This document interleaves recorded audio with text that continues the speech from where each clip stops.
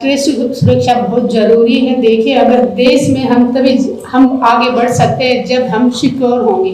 हमारे बॉर्डरों पे जो सेना खड़ी है वो बहुत मजबूत है, पूरी ईमानदारी के साथ खड़ी है। हमारी भारतीय सेना, पूरा विश्व जानता है कि भारतीय सेना कितनी मजबूती के साथ, खाना मिले ना मिले, जूते मिले ना मिले, चाहे नंगे पैर पीटी शूज में, लेकिन उनके हौसले हमेशा बुलंद रहते हैं। लेकिन जो सरकार दिखावा करती है, वो सैनिकों का सम्मान नहीं किया, कभी नहीं किया इस सरकार ने। हम कभी नहीं भूल सकते कि जंतर मंतर पे, चाहे 14 अगस्त 2015 की बात करें, 30 अक्टूबर 2017 की बात करें, किस तरह से हमारे देश के बहादुर सैनिकों को घसीटा गया, वीर नारियों को घसीटा गया। डबल वीर चक्र, जिन्होंने पाकिस्तान का जहाज गिराया था 1965 में, 1971 में, उन डबल वीर चक्र विंग कमांडर नेब को घसीटा गया। वो चीज हमें जब तक जिंदा रहेंगे हमेशा याद रहेगी। और दूसरा, दिखावा करते हैं, जब ये पेंशन की बात करते हैं सैनिक, तो ये कहते हैं कि देश में पैसा नहीं है।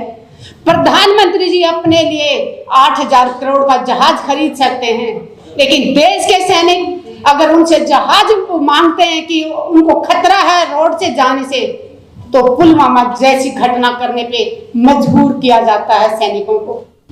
मुझे दुख इस बात का होता है कि जो हमारे नेशनल चैनल हैं वो सब के सब अपना जमीर बेच चुके हैं। मैं उनसे पूछना चाहती हूँ, मोदी जी सदा कुर्सी पे नहीं रहने वाले, जिस दिन वो कुर्सी से चले जाएंगे, क्या तुम्हें लगता है तुम चैनल ढंग से चला पाओगे? आज जनता भूखी मर रही है, बेरोजगारी इतनी चरम पे है, भूखमरी इतनी चरम पे है, महिलाओं को नंगा करके घुमाया जा रहा है, और हमारे चैनल में बैठे लोग अपना जमीर बेच के मुंह बंद करके बैठे हुए हैं। जब इस देश का इलेक्शन हुआ था 2014 में, हम बहुत खुश हुए थे कि हमारे देश को एक बहुत अच्छा प्रधानमंत्री मिलने जा रहा है। हमारे साथ उस टाइम भी बहुत बड़ा धोखा किया। हम चेहरा देख रहे थे मोदी जी का कि देश को ये चलाएंगे। इनकी अच्छी अच्छी बातें सुन के हम बहुत खुश हुए थे कि हमारे देश का बहुत भला होने वाला, लेकिन पूरे देश के साथ इतना बड़ा धोखा होगा ये हमने नहीं सोचा था। चेहरा प्रधानमंत्री मोदी जी का दिखाया गया, और देश कौन चला रहा है? अडानी अंबानी, जिनको हम जानते भी नहीं थे। चेहरे से जो गांव की औरतें हैं वो तो जानती भी नहीं थी, लेकिन आज प्रधानमंत्री जी ने ये साबित कर दिया कि वो सबसे कायर प्रधानमंत्री जी। दुख होता है जब सैनिकों के नाम पे वोट मांगने जाते हैं। पुलवामा इनकी कमजोरी के कारण हुआ। इंटेलिजेंस का कान और आंखें बंद करके सोया हुआ था।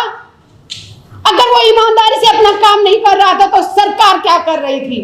और अगर इंटेलिजेंस ने अपनी रिपोर्ट दी थी तो वो किसको दी थी?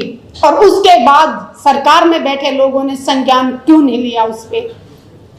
क्यों नहीं? जब उनको पता चल गया था कि इस रास्ते से जाने से विस्फोट हो सकता है, तो जिसने भी एयरलिफ्ट से जाने से मना किया, परमिशन देने से मना किया, उसका नाम देश के सामने आना चाहिए। देश की जनता जाग चुकी है। बहुत देर तक इन्होंने धर्म के नाम पे लड़ा लिया, जाति के नाम पे लड़ा लिया, बट अब देश जाग चुका है। देश के समझ में आ गया है, अगर आप भी नहीं बोले तो हम बोलने लायक ही नहीं रहेंगे। ऐसी हालत करने की तैयारी कर रखी है देश की सरकार ने कि हम सिर्फ दो टाइम की रोटी मांगने के लिए हाथ फैलाएं, ताकि हम अपने हकों की आवाज ना उठा सके। जवान शहीद होते हैं, उस दिन उसके घर में खूब सारे लोगों का आना जाना, सुबह से शाम तक लाइन लगी रहती है।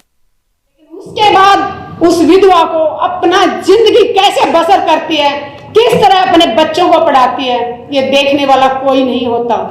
उस बहन को, विधवा को अपनी पेंशन लागू करवाने के लिए सरकारी दफ्तरों के एक साल तक चक्कर काटने पड़ते हैं। हम बहुत बार रक्षा मंत्रियों से मिले हैं। मनोहर पारिकर जी थे तब भी मीटिंग होती थी, सीतारमन जी थे उनसे भी मीटिंग हुई, हमारे ये राजनाथ जी हैं इनसे भी मीटिंग हुई, लेकिन हमेशा वादा किया जाता है कि हाँ हम सब ये किया जाएगा, लेकिन ना कोई विधवाओं की सुनने वाला है, ना कोई जवानों की सुनने वाला है। और जवान विधवा की बात मैं इसलिए कर रही हूँ, मैंने उन वीर नारियों को बहुत नजदीक से देखा है। मैंने उन वीर नारियों की बहुत तकलीफ देखी थी, तभी मैं जंतर मंतर पे माँ बाप की कसम खा के धरने पे बैठी थी जन सतवीर के साथ। आप में से शायद कुछ लोग जानते भी होंगे, मैं 1 मिनट लेके अपना बताना चाहूंगी। मैंने 810 दिन रिले हंगर स्ट्राइक किया था।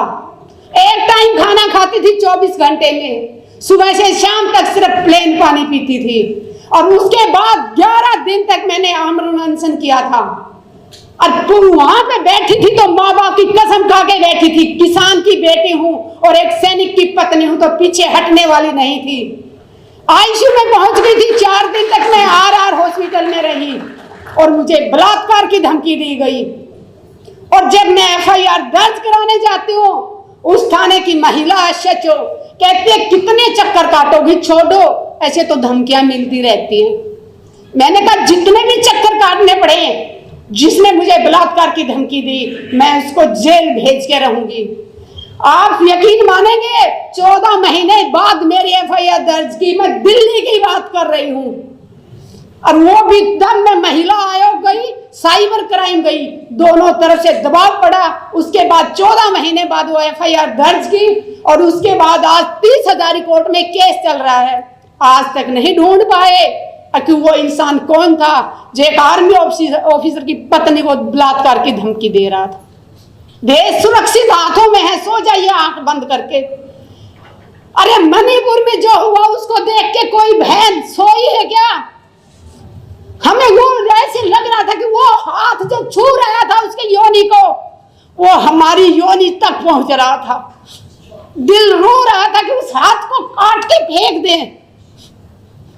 और जिसने कारगिल में अपना खून बहाया, दुश्मन से लड़ाई लड़ी, उसकी पत्नी को भी इन्होंने नंगा करके घुमाया। फिर कहते हैं कि मोदी है तो मुमकिन है। शर्म आनी चाहिए, सत्ता में बैठे लोगों को शर्म आनी चाहिए, और खासकर जिस पार्टी की महिलाओं को शर्म आनी चाहिए। अरे वो इतनी गुलाम है कि इस पार्टी की, एक महिला होने के नाते उन्होंने एक शब्द नहीं बोला, चाहे वो पहलवानों को घसीटा गया हो, चाहे किसानों के ऊपर, जिंदा किसानों के ऊपर गाड़ियां चढ़ा दी गई हो। तकलीफ होती है। अब इंडिया प्राइम यूट्यूब पर भी है आपके पास। पल पल की खबरों के लिए और अपडेट के लिए जुड़े रहिए हमारे